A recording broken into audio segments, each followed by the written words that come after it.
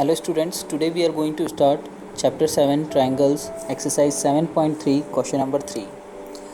Two sides AB and BC and median AM of one triangle ABC are respectively equal to sides PQ and QR and median PN of triangle PQR. Show that triangle ABM congruent to triangle PQN. आपको इस question के अंदर ABM और PQN triangle को congruent prove करना है कि ये दोनों ट्राइंगल्स कॉन्ग्रुएंट है।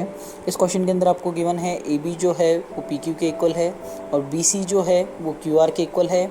AM मीडियन है ट्राइंगल ABC की, इसी तरह से PN मीडियन है ट्राइंगल PQR की।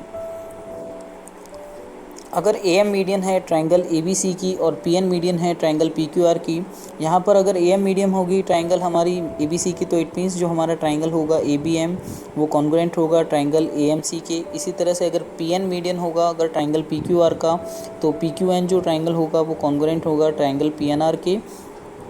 तो इसका मतलब ये होगा अगर ये दोनों ट्राइंगल्स कॉन्ग्रुएंट है तो BM जो है वो CM के इक्वल है क्योंकि इसकी करस्पॉन्डिंग साइड ही वाली है। इसी तरह से यहाँ पर QN इक्वल हो जाएगा NR के। तो इसी कंसेप्ट से हम इस क्वेश्चन को करेंगे।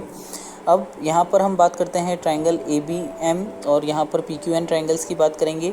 इन दोनों ट्राइंगल्स के अंदर आपको गिवन है AB जो है वो PQ के इक्वल है और AM जो है वो PN के भी इक्वल है, ये आपको क्वेश्चन के अंदर गिवन है। और यहाँ पर आपको क्वेश्चन के अंदर गिवन है जो BC है वो QR के इक्वल है। तो यहाँ पर अगर BC QR के इक्वल है तो यहाँ पर अगर हम दोनों तरफ हाफ से मल्टीप्लाई करेंगे तो क्या हो जाएगा, half of BC is equals to half of QR। और यहाँ पर आपने देखेंगे अगर AM मीडियन है ट्राइंगल ABC की और PN मीडियन है ट्राइंगल PQR की, तो जो BM है वो CM के इक्वल होगा, QN जो है वो NR के इक्वल होगा। तो हाफ ऑफ अगर BC की बात करें तो वो किसके इक्वल हो जाएगा, BM के। इसी तरह से हाफ ऑफ QR किसके इक्वल हो जाएगा, दैट इज़ QN के। तो BM किसके इक्वल हो जाएगा, QN के। तो ये वाली साइड इस वाली साइड के इक्वल है, ये वाली साइड इस वाली साइड के इक्वल है और ये वाली साइड इस वाली साइड के इक्वल है। तो हमारे by SSS congruence rule both triangles are congruent. तो हमारे ये दोनों ट्राइंगल्स क्या हो जाएंगे, कॉन्ग्रुएंट हो जाएंगे। अगर ये दोनों ट्राइंगल्स हमारे कॉन्ग्रुएंट हो जाएंगे तो ट्राइंगल ABM जो है वो इक्वल हो जाएगा एंगल PQN के बाय CPCT। अब इसके सेकंड पार्ट को हम कैसे करेंगे, सेकंड पार्ट के अंदर आपको प्रूव करना है triangle ABC congruent to triangle PQR। इसके अंदर आपको आप देखेंगे क्वेश्चन के अंदर आपको गिवन है AB जो है वो PQ के इक्वल है और एंगल ABC जो है वो इक्वल है एंगल PQR के। तो यहाँ पर हमने ये देखा है जो ABM इक्वल है PQN के, इसको हम एंगल ABC भी बोल सकते हैं और एंगल PQR भी बोल सकते हैं क्योंकि M और C पॉइंट एक ही लाइन पे है और इसी तरह से N और R पॉइंट भी आपकी एक ही लाइन पे है। तो angle ABM is equal to angle PQN है तो आपका एंगल ABC भी इक्वल होगा एंगल PQR के। तो यहाँ पर एंगल ABC इक्वल होगा एंगल PQR के, यह हमने पिछले पार्ट में प्रूव किया है। और आपका यहाँ पर AB इक्वल है PQ के, एंगल ABC इक्वल है एंगल PQR के और BC जो है वो QR के इक्वल है, ऐसा आपको क्वेश्चन के अंदर गिवन है। तो हमारे ये ट्राइंगल्स कॉन्ग्रुएंट हो जाएंगे by side angle side congruence rule. आपको यही क्वेश्चन के अंदर प्रूव करना था, जो ट्राइंगल ABC है वो कॉन्ग्रुएंट है ट्राइंगल PQR के। Now question 4. B and CF are two equal altitudes of a triangle ABC. Using RHS congruence rule, prove that the triangle ABC is isosceles. तो यहाँ पर आपको फिगर नहीं दिया हुआ है क्वेश्चन के अंदर, आपको फिगर बनाना पड़ेगा।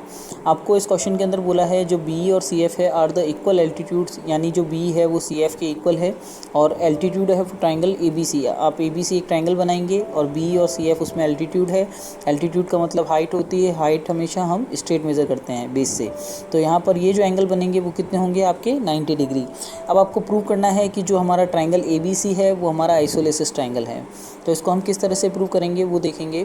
तो इसके लिए हम देखेंगे ट्राइंगल CFB एंड BEC, यानी आपको ये दोनों ट्राइंगल देखना है BFC एंड CBE। आपको इन दोनों ट्राइंगल्स को देखना है। इन दोनों ट्राइंगल्स के अंदर आपको यहाँ पर दोनों एल्टीट्यूड है, तो यानी ये जो एंगल होंगे वो 90 डिग्री होंगे। That is angle BEC is equal to angle CFB। ये दोनों हमारे 90 डिग्री होंगे। और यहाँ पर आप देखेंगे इन दोनों ट्राइंगल्स की हमारी जो हाइपोटेनियस होगी 90 डिग्री के सामने जो साइड होती है वो हमारी हाइपोटेनियस होती है। तो यहाँ पर आप देखेंगे इस वाले ट्राइंगल की हाइपोटेनियस BC होगी और इस वाले ट्राइंगल की जो हाइपोटेनियस होगी वो भी क्या होगी, BC होगी। तो इन दोनों की हाइपोटेनियस क्या है, BC is equal to BC। आपकी कॉमन साइड भी कह सकते हैं दोनों ट्राइंगल्स की। अब यहाँ पर आप देखेंगे जो B है वो CF के इक्वल है। क्वेश्चन के अंदर आपको गिवन है ये दोनों एल्टीट्यूड्स इक्वल है। तो यहाँ पर आप देखेंगे कि आपका ये एंगल 90 डिग्री है, हाइपोटेनियस इक्वल है और उसकी एक साइड भी इक्वल है, तो RHS कॉन्ग्रुएंस रूल से दोनों ट्रायंगल्स क्या हो जाएंगे, कॉन्ग्रुएंट हो जाएंगे।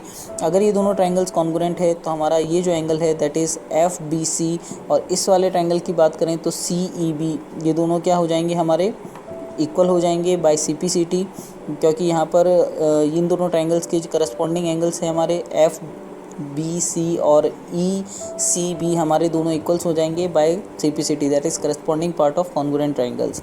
नाउ इन ट्रायंगल ABC, यहाँ पर आप देखेंगे आपने अभी प्रूव किया है कि ये जो एंगल है वो इस एंगल के इक्वल है। तो अगर हमारे ये दोनों एंगल्स दैट इज़ जो आपका FBC है इसको हम एंगल ABC भी बोल सकते हैं, और आपका जो ECB जो एंगल है इसको हम ACB भी बोल सकते हैं।